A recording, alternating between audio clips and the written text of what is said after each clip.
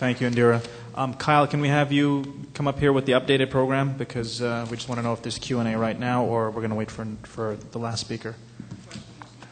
Questions now. Okay. Go ahead. Ask her about the drugs, so she can. Go ahead. Yeah, go ahead. Could you just explain to me before 9/11? I sort of missed it. The FBI agent.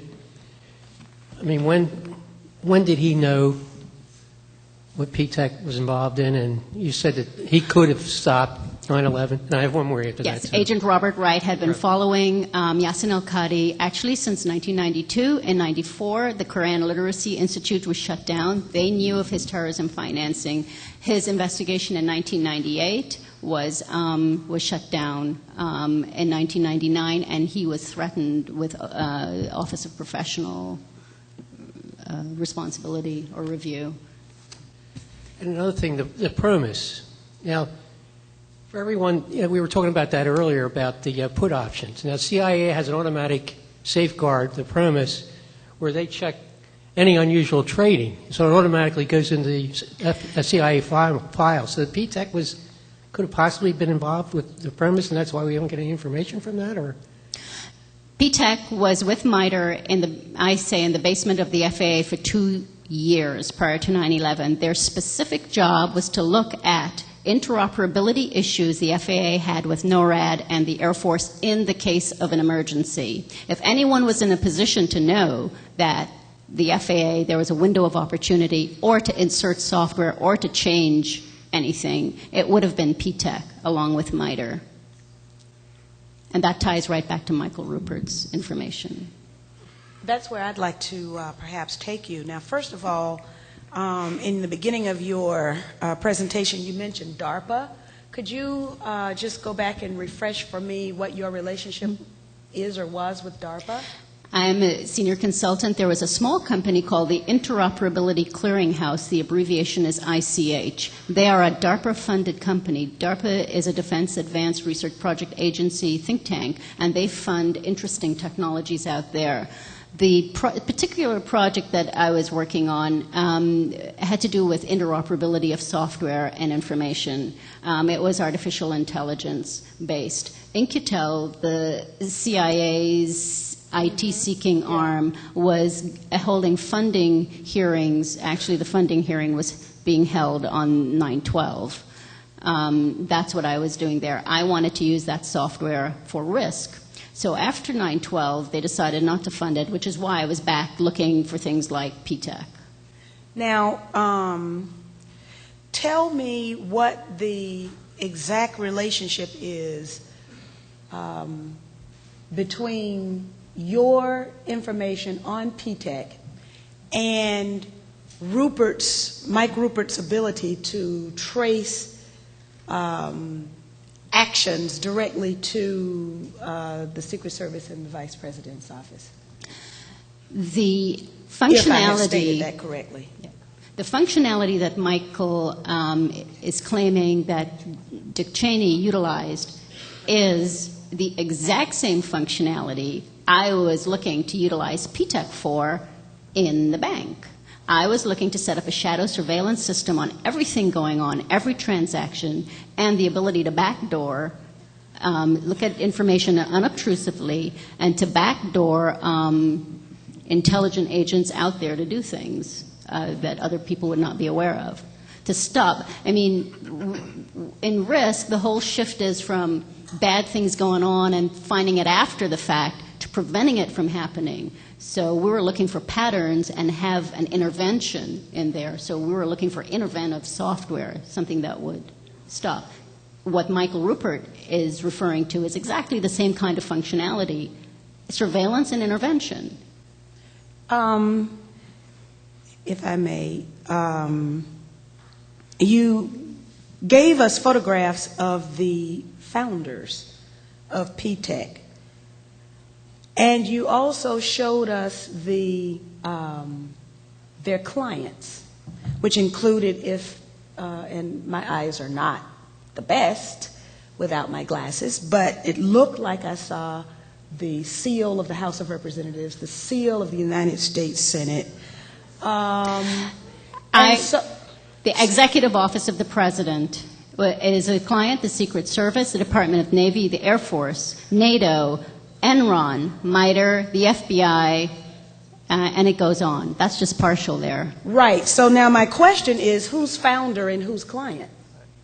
When I went to Senator Grassley's office, you asked a very good question. I said to them, am I a citizen of the United States or the United Saudi States of America? And I said, I'm from Ground Zero. And if you don't like the way I'm going to be speaking, you can leave. And 2 people got up and left. I said that my trip, my PTEC journey, was a journey from the Whitey Bulger tent in Boston to the white tent in D.C. Somebody else left. But I believe that unless you throw this right in their face and speak very honestly, they will not get it that you know what's going on.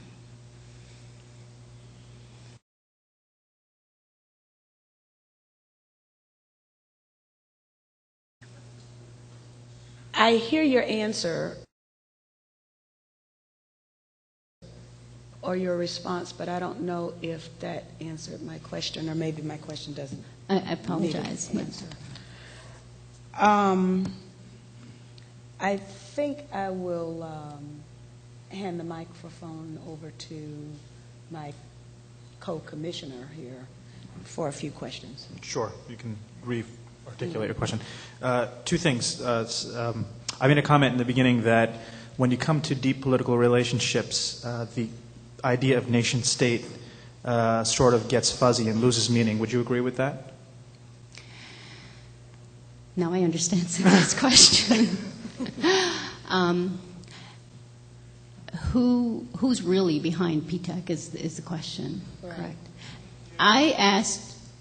I asked that of many intelligence people who came to my aid as I was being blacklisted, and I was told, Indira, it is a CIA clandestine op on the level of Iran-Contra. And I have reason to believe this because CARE International, that was mentioned in one of the slides, is a renamed version of Al-Kifa, which was the funding arm for WTC 93. Prior to Al-Kifa, it was called Maktab al-Khidamat, which was the funding arm for the Afghani Mujahideen. It was how the monies got to Osama bin Laden through the Pakistani ISI. I asked the FBI in Boston, how come MAK was being run out of PTEC in 9/11?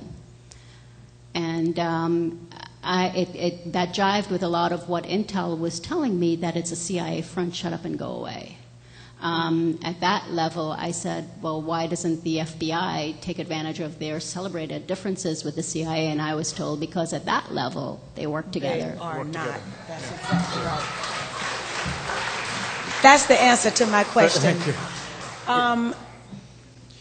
Just one quick question. Let me ask her, and then you can get Ruppert. Indira, you seemed really eager to want to mention some angle with drugs, and I had to cut you off for the sake of time.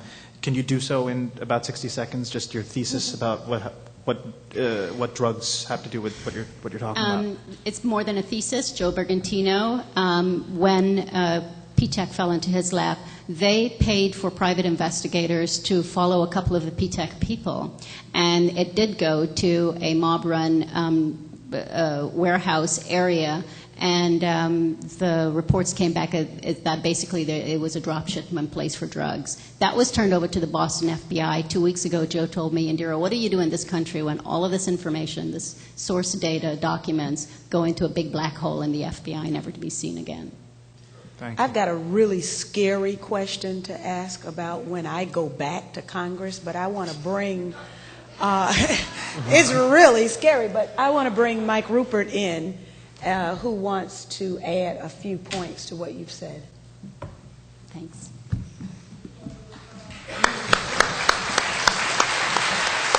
Don't go anywhere.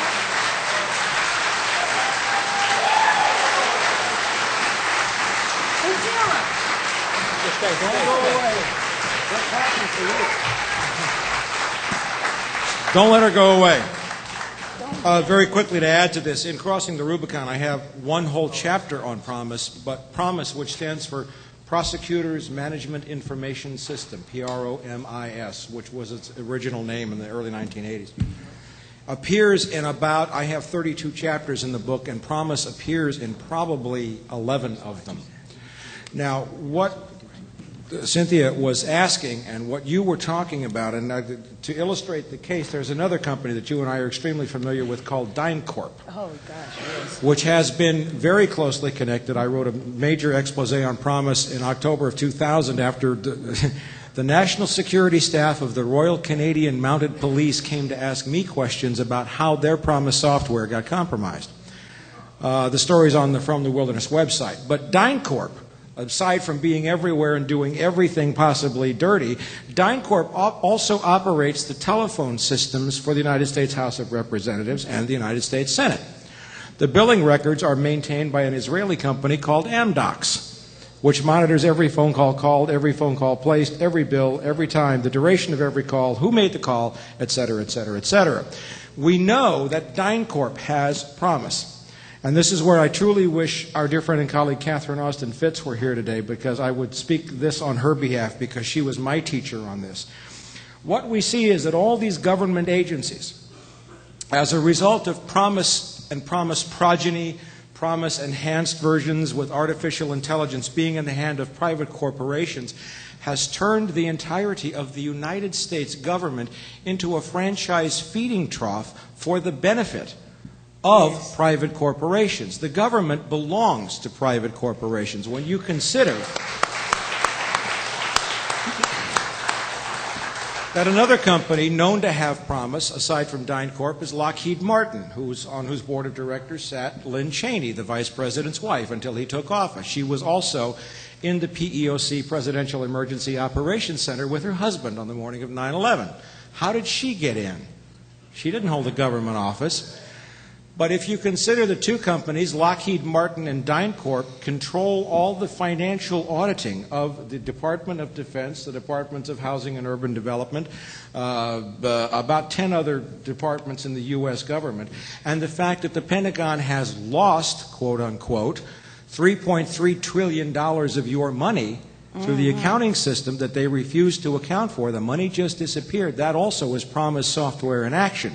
All of these agencies are not only compromised, and it was a great terminology. You called it surveillance and intervention. That's a great word for going in the back door, stealing the money, moving the data around, and doing everything they can do. This software allows the compromise. No wonder you can't trust the government. And I'm sure that I have spoken. I know other members of Congress. I actually do. I've spoken to many other members of Congress.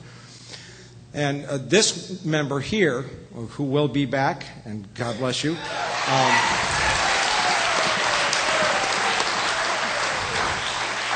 is not the only one to have told me, we don't know how secure our data is. We don't know who's listening to our phone calls. I can't trust anything. I can't talk in my office. Now, that's the government you're dealing with, and you and I may really cause some serious trouble if we talk for 5 minutes, but this woman is amazing. Thank you. I think I have just been totally blown away by this very petite woman who has just, she's just exploded this information onto us. And so there are a couple of questions about security that you guys passed on, and definitely anything, those of us who have been treated in a similar vein need to stick together. That's very important. Silence is betrayal. Beautiful, beautiful.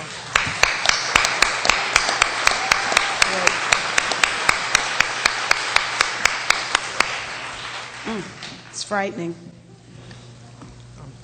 Any more questions? I think we're going to... Yes. Questions. Questions. People from the audience who have questions. Yeah, we have about 5 minutes. What did Grassley say? Senator Grassley assigned me a Secret Service agent, and... assigned you? Yes, assigned me and the PTEC issue a Secret Service agent to investigate the FBI's bungling into PTEC and what was really going on. Charlie hung out with me for until the anniversary last year, when I told him I had stumbled onto the drugs and that they were giving a free pass to all those affiliated with terror financing for 9/11, and that my promise to him to go away until they could clean up the mess was no longer on the table. We had a very, very in-depth exchange where he basically broke down and admitted a lot of things to me, which I probably need to tell Cynthia in private. But he corroborated. He said, it's all corrupt. It's all corrupt. Yes. I challenged him on the 28 redacted pages, and he said, you're right, you've got it right. So, is there someone who has collected the questions? Right here. Oh, you got a microphone up. Yeah, I'm Nico Haupt, aka Ewing 2001. I'm with Iron and Ruppert. We're also doing a great event on September 11. Please check out the Village Voice. You'll find information. I would like to go back to your conclusion on PTEC. I also investigated on them on 2002, but only from 50% from what you find out. I think it is clearly indication that it is a CIA front, especially if you look into the board of directors of Booth and Hamilton, where you see James Woodsey, ex-CIA and PNAC, but also MITRE, which operates basically as an unofficial front since years. So I would like to hear a kind of final statement of if you see it either as a cover front for terror organizations, because I think it's a cover to just come to the conclusion they could provide information for terrorists. Then you provide somehow the official myth that we're leaking out organizations to terror organizations, while in reality the U.S. government founding or implementing them. I think you're right. I think that the terror economy is being used by the political economy in place. And yours and mine, our currency is the US dollar. Their currency is drugs. I stumbled into the drugs for weapons deals. This is no different than Iran-Contra. In fact, the same names that were around there are affiliated with PTEC. The same illegal clandestines are affiliated behind the scenes with PTEC. You also investigate on Yasser Qadi, because he's also more government near than just for the golden chain. I mean, he's both bin Laden near and government. Yes. And there's a big cover up on his business. So Yassin Qadi is on the same level as Rajhi, and Khalid bin Mahfouz the same level of importance in Saudi Arabia. Okay, Nico, we got 2 minutes, so next question. Is there a connection between this software and the old INSLAW software? The old INSLAW software is Promise. PTEC is actually a more sophisticated version. It's a place, PTEC in its heart is software that builds other software with such capability. So it's a more agile, adaptable version of it. Thank you. Next question. To shift a little, I'd like to ask the Representative McKinney, what teeth will this particular commission have in the end on righting things with the corruption in the government as it is today? Can we just save that for at the end? I just want to take advantage of Indira. Okay, and then I promise to remind Cynthia to address that. I'll just say it Oh, go quickly. ahead. Yeah, Carol Betts is going to make a presentation after we finish with Ms. Singh, and that will exactly be her subject matter. Indira, Michael Caine, I had the pleasure of coincidentally running into you down at Ground Zero at one of our truth vigils.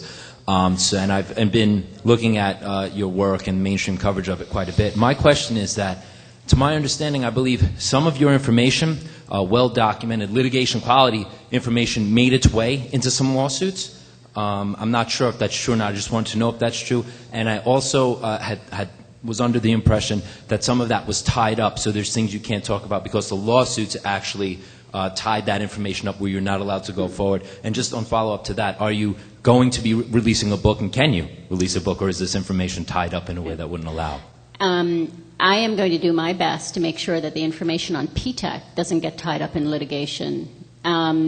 the litigation referred to the fact that my apartment at Ground Zero is contaminated and my lungs are damaged and all of that stuff. But I have been looking for a whistleblower attorney to sue J.P. Morgan for what they have done. Last question, and then we're going to pause for a break. Miss, I find this presentation very explosive, and I would like, my head cannot contain much of what I'm hearing now. Is there any way I can get to read something, you know? And look, tell me all you know, I won't tell. Absolutely. You can go to the citizenwatch.org website, and it will have my presentation, a separate press release that goes into far more detail than this. Yes. And in terms of a book, Penguin said they could not publish my book because they could not guarantee my safety, so I am going to keep knocking on doors. Okay, so go to Citizens Watch for the time being. Yes. Okay. First of all, I'd like to thank everybody for this commission today. Second of all, I would like to ask, is there any links in your investigation with PTEC, the investigations of Ellen Mariani, Bank of Credit and Commerce, which has also been under investigation for 10 years, I believe, for the different drug operations? Oh, the good old BCCI, Bank of Crooks and Criminals Incorporated, absolutely. Thank you for bringing that up. That was something I omitted. Yes, it goes back to the same names. That was a CIA clandestine operation, and yes, it's, yes. Is there a linkage with Carlyle? Oh, yes, absolutely. And the sad thing about Carlyle is watch their offshore Cayman Island, Bahamas shells that they're setting up now with other Middle Eastern countries. In other words, folks, the same thing is still going on. The terror economy is alive and well and being exploited against us. And tax-free. Tax-free. All right, Kyle? Okay. How's everybody feeling? We were going to take a break, but we're... You want to keep going? That's what I thought. Keep going! That's Yay! what I thought. Yes. That's what I figured. Okay, we're going to now bring out, thank you very, very much, Indira Singh. What a courageous, courageous woman.